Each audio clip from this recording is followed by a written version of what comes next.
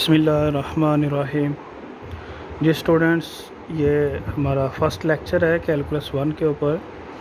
इससे पहली वीडियो के अंदर हमने कैलकुलस का इंट्रोडक्शन की देखा था। अगर आपने वो वीडियो नहीं देखी तो आपको इधर ऊपर जो लिंक है यहाँ पर आपको कैलकुलस 1 का जो इंट्रोडक्शन है उसका लिंक दे दूँगा, जिसके अंदर हमने बुक्स के बारे में भी डिस्कस किया था कि हम किन बुक्स को फॉलो करेंगे।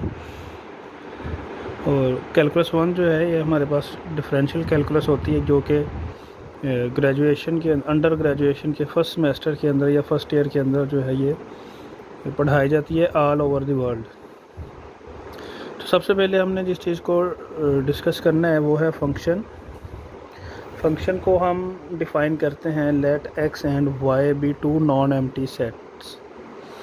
इनके हमारे पास दो सेट होंगे, यहाँ पर एक x होगा दूसरा y होगा, और दोनों के लिए जो कंपल्सरी रिस्ट्रिक्शन है, स्ट्रिक्टली रिस्ट्रिक्शन है, वो ये है कि वो नॉन एम्प्टी हों। यानी कि फंक्शन उसी वक्त डिफ़ाइन हो सकता है जब हमारे पास जो दो सेट होंगे वो नॉन एम्प्टी होंगे।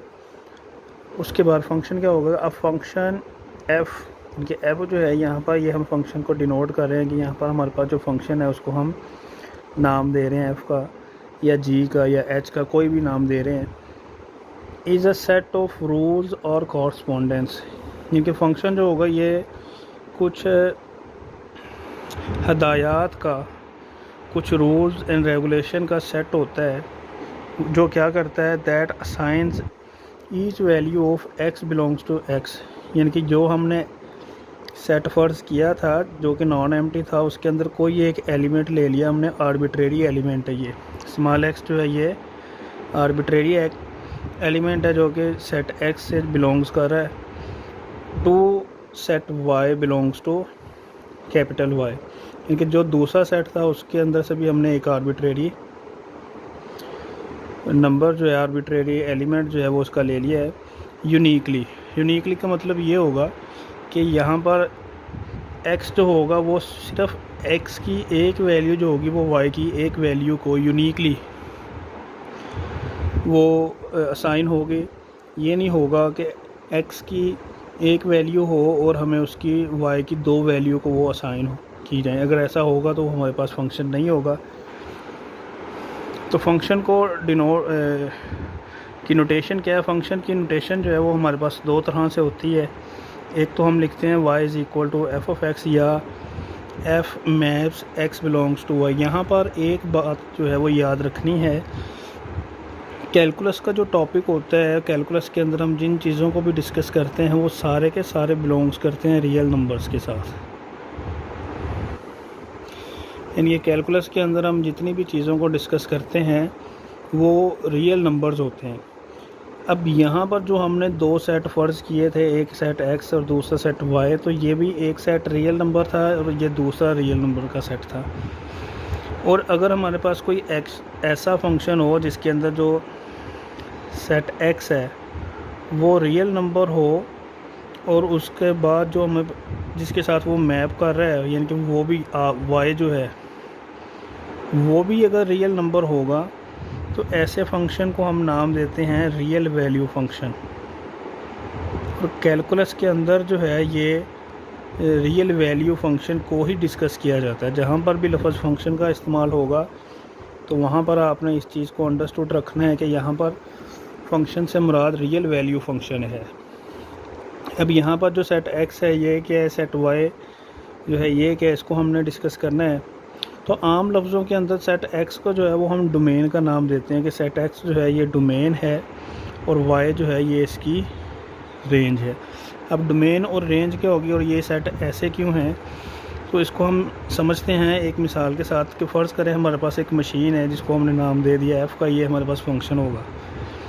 अब ये जो x है या ये बिलोंग्स कर रहा है कैपिटल X के साथ, यानी कोई जो हमने नॉन एम्प्टी सेट फ़र्ज़ किया था। और ये जो y है ये बिलोंग्स कर रहा है कैपिटल Y के साथ। अब x जो है इसको हम मशीन के अंदर हम यहाँ पर हम कहेंगे कि ये हमारे पास जो है ये इनपुट की वैल्यूज़ हैं, यानी कि जो हमने देनी है यहाँ पर मशीन जो है वो इनपुट को प्रोसेस करेगी, प्रोसेस करने के बाद हमें कोई आउटपुट या कोई रिज़ल्ट देगी जो कि y के इक्वल है। यानी कि जो हमारे पास इनपुट होती है उसको हम नाम देते हैं डोमेन का। यानी कि ये जो हमारे पास इनपुट होगी, इनपुट जो है इसको हम कहते हैं ये डोमेन है। और जो हमारे पास किसी भी सेट की आउटपुट होती है, जो रिज़ल्ट आता है वो उसकी रेंज होती है। इसको हम आगे एग्जांपल्स के साथ करेंगे तो डोमेन और रेंज की जो है वो कॉन्सेप्ट जो होगा वो क्लियर हो जाएगा आपका। या हमारे पास इसको अगर हम सेट के नोटेशन के अंदर लिखना चाहें तो हमारे पास दो सेट हैं, एक x है और दूसरा y है। सेट x से y की तरफ जो मैपिंग हो रही है उसको हमने नाम दिया f का। सेट x के जो एलिमेंट हैं वो हैं 1 2 3 और y के जो हैं वो a b और c। यानी कि हम इनपुट दे रहे हैं इधर, यानी कि अगर इसको हम इसी फॉर्म के अंदर लिखना चाहें तो ये हमारे पास होगी इनपुट, जिसको हमने नाम दिया है कि ये पूरे का पूरा सेट जो होगा हमारे पास डोमेन का होगा।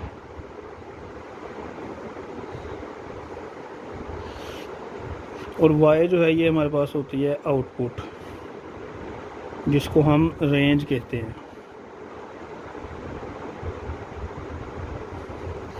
यानी कि हमने इनपुट जो है वो 1 दी, फंक्शन ने उसको प्रोसेस किया और हमें जो रिज़ल्ट दिया वो दिया जी 1। यानी कि हमने 1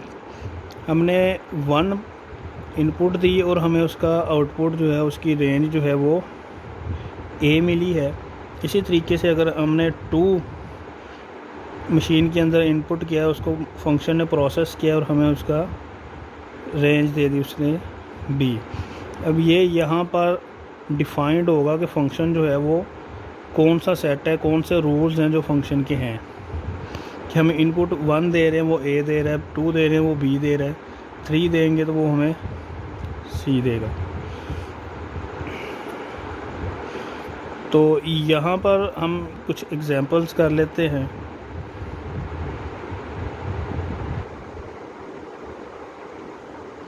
फर्ज करें हमारे पास एक फंक्शन है y f of x is equal to x square.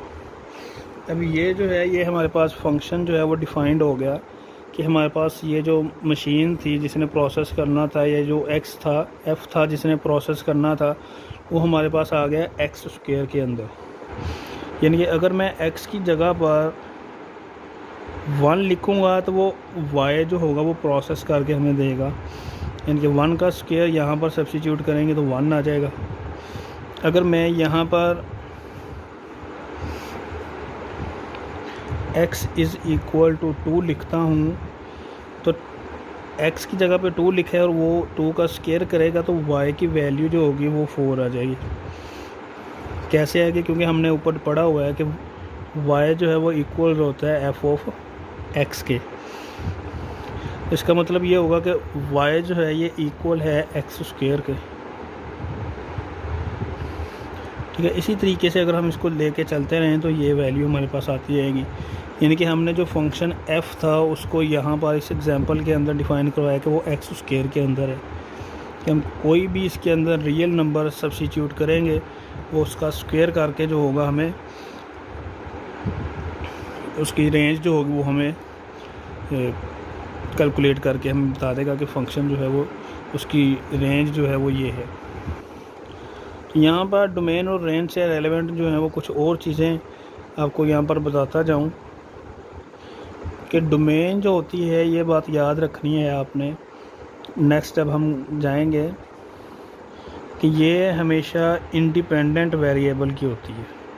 यानी कि डोमेन अक्सर जो होता है ये इंडिपेंडेंट वेरिएबल होता है और रेंज जो है हमारे पास ये डिपेंडेंट होती है। तो ये बात याद रखनी है कि डिपेंडेंट वेरिएबल क्या है और इंडिपेंडेंट वेरिएबल क्या है। अगर आपसे पूछा जाए कि व्हाट इज़ डिपेंडेंट वेरिएबल तो आप कह सकते हैं कि हमारे पास किसी भी फंक्शन की जो रेंज होती है वो डिपेंडेंट वेरिएबल होती है और जो डोमेन होती है वो इंडिपेंडेंट वेरिएबल। क्योंकि रेंज जो है ये डिपेंड कर रही होती है कि हम डोमेन के कौन से एलिमेंट की वैल्यू, डोमेन के सेट में से कौन से एलिमेंट को उठाकर जो है वो फंक्शन के अंदर सब्स्टिट्यूट करते हैं, जिससे हमारे पास रेंज आती है। तो इस वजह से रेंज जो होती है ये डिपेंडेंट होती है और डोमेन जो है ये इंडिपेंडेंट होती है। और जब हम ग्राफ्स को स्टडी करते हैं तो हमारे पास एक्स वाई प्लेन के अंदर जो ग्राफ आता है, ये हमारे पास एक्स वाई प्लेन है। एक्स वाई प्लेन के अंदर जो ग्राफ होगा, हमारे पास जो एक्स एक्सिस होता है, यानी कि ये वाला जो हमारे पास एक्स एक्सिस है, इसको हम कहते हैं कि ये हमारे पास इंडिपेंडेंट वेरिएबल होता है, इंडिपेंडेंट एक्सिस होता है। यानी कि कोई भी फंक्शन अगर हम लिखेंगे तो उसकी जो डोमेन होगी वो हमेशा इसी एक्सिस के ऊपर लाई करेगी, पूरे के पूरे एक्सिस के ऊपर इसकी जो डोमेन होगी इसके ऊपर लाई करेगी, इसके ऊपर आएगी। और जो हमारे पास वाई एक्सिस होता है, जिसको हम, ये जो हमारे पास वाई एक्सिस है, इसको हम कहते हैं डिपेंडेंट एक्सिस।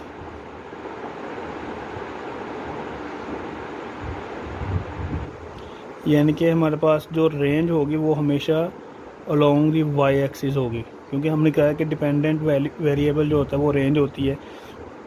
तो डिपेंडेंट एक्सिस के ऊपर जो वैल्यू आएगी वो हमेशा रेंज की होगी। नेक्स्ट हम जब एग्जांपल्स करेंगे तो उसके अंदर जब हम किसी भी फंक्शन की डोमेन और रेंज फाइंड कर रहे होंगे तो उसके अंदर हम देखेंगे कि जो डोमेन है वो अलोंग दी एक्स एक्सिस होती है और रेंज जो है वो अलोंग दी वाई एक्सिस होती है। ये कुछ चीज़ें थी जिनको आपने याद रखना था। नेक्स्ट है ग्राफ का फंक्शन जो है वो हम कैसे बनाते हैं। तो सबसे पहले जो है वो हमने इस चीज़ को याद रखना है कि हमारे पास फंक्शन की जो नोटेशन है वो है y is equal to f of x, y is equal to f of x. अब इसका मतलब ये है कि हम यहाँ पर हमने इसको नाम दिया हुआ है कि x जो है ये हमारे पास डोमेन है, इंडिपेंडेंट वेरिएबल है,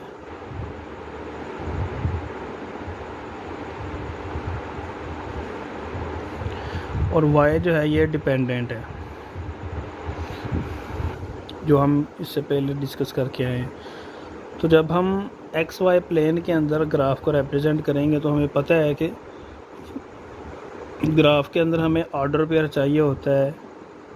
फ़र्ज़ कर लें ये एक पॉइंट P है, तो इसका जो ऑर्डर पेयर होगा वो हमारे पास x एफ ऑफ x होगा।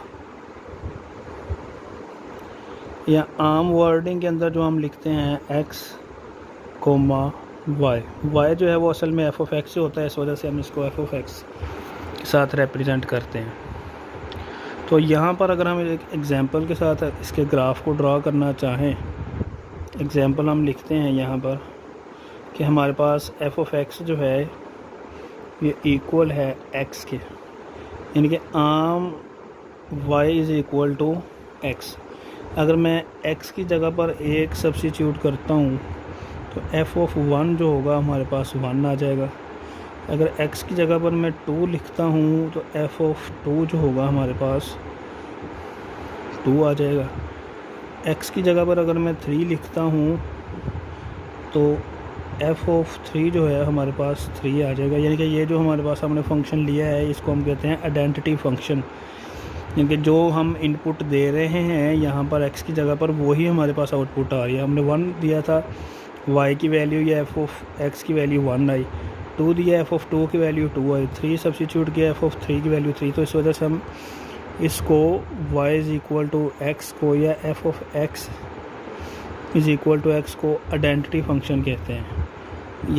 ये बात याद रखनी है, यहाँ पर जो x और y होगा ये दोनों रियल नंबर से ही बिलोंग्स करेंगे, लेकिन इसको एक स्पेसिफिक नाम दे दिया गया है यहाँ पर आइडेंटिटी फंक्शन का। आइडेंटिटी फंक्शन का जो ग्राफ है हमारे पास वो स्ट्रेट लाइन होता है। ये हमारे पास आइडेंटिटी फंक्शन का ग्राफ है, यानी कि ये होगा हमारे पास F of X is equal to X का ग्राफ। इसका मतलब ये है कि जो मैं यहाँ पर वैल्यू लगाता जाऊँगा एक्स के एक्सिस के ऊपर, वही हमें इधर वैल्यू जो है वो मिलती जाएगी अलोंग दी वाई एक्सिस। यानी कि अगर मैंने यहाँ पर 1 लगाया तो ये इधर भी 1 होगा, अगर मैंने इधर 2 लगाया तो ये इधर 2 होगा। यानी कि जो यहाँ पर वैल्यू मैं लगाता जाऊँगा हमारे पास इधर वो वैल्यू जो है वो आती जाएगी। ये असल में इक्वल्स होते हैं y के, y y y। तो जैसे पहले मैंने आपको बताया कि जो x एक्सिस होता है ये असल में डोमेन हुआ करता है किसी भी फंक्शन की। ये है हमारे पास डोमेन होता है। देखें यहाँ पर मैं वैल्यू सब्स्टिट्यूट कर रहा हूँ 1 2 3 4 5 और इनके कॉरस्पॉन्डेंस जो है वो मुझे यहाँ पर वैल्यूज़ मिल रही हैं 1 2 3 4 5। जैसे मैं आगे ग्राफ बनाता जाऊँगा आइडेंटिटी फंक्शन का तो मेरे पास यही वैल्यूज़ आती जाएंगी 1 2 3 4 5। यानी कि ये जो हमारे पास अलोंग दी वाई एक्सिस होगा ये हमारे पास इस फंक्शन की रेंज होगी। तो यहाँ से अगर हम इसकी डोमेन और रेंज लिखना चाहें तो हम लिख सकते हैं कि क्योंकि ये वैल्यू जो है वो कंटिन्यू है और इसके कंटिन्यूस होने लगातार आगे जा रही है तो ये भी ऐसे ही वैल्यू जो होगी वो चलती जाएगी। तो इसका मतलब ये होगा कि डोमेन जो होगी हमारे पास इस सेट की एफ ऑफ एक्स की वो होगी ऑल रियल नंबर्स,